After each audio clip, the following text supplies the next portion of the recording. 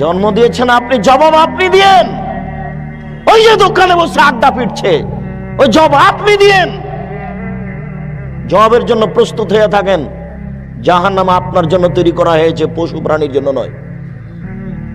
জাহান্নামে পশু প্রাণী যাবে না, মানুষই যাবে। আপনি অপেক্ষা করুন।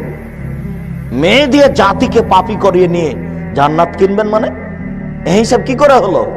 জান্নাত কি পৈতৃক সম্পত্তি, বা জান্নাত কি বাপের জমি? পৈতৃক সম্পত্তি জান্নাত। যে জমি চাষ এদিক দিয়ে করি না হলে ওই দিক দিয়ে করি, তা তো লোকের কি? জান্নাত কি পৈতৃক সম্পত্তি? জান্নাত কি বাপের জমি? জান্নাত কি গণতন্ত্র টাকা দিয়ে করে নিব?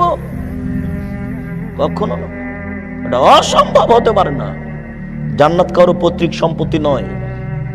জান্নাতে একজনের লোকের কথার উপরে নির্ভর করে। বলেন তো তার নাম কি? তার নাম মুহাম্মদ সাল্লাল্লাহু আলাইহি সাল্লাম। পৃথিবীর কোনো মানুষের উপরে জান্নাত নির্ভর করে না কারো কথার উপর। শুধুমাত্র একজন মানুষকে মেনে চলতে হয়, যার নাম মুহাম্মদ সাল্লাল্লাহু আলাইহি সাল্লাম। পৃথিবীর কোনো মানুষ 5 পয়সা দাম রাখে না এই ব্যাপারে।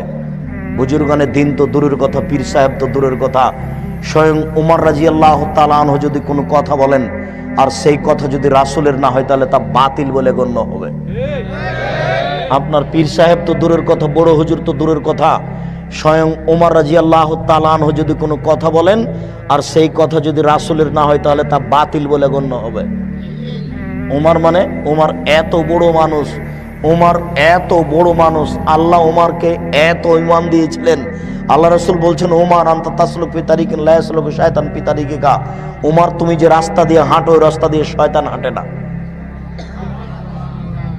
আপনি বলেন যে আমার পীর সাহেব যে রাস্তা দিয়ে হাঁটে ওই রাস্তা দিয়ে শয়তান হাঁটে না, বলেন দেখি।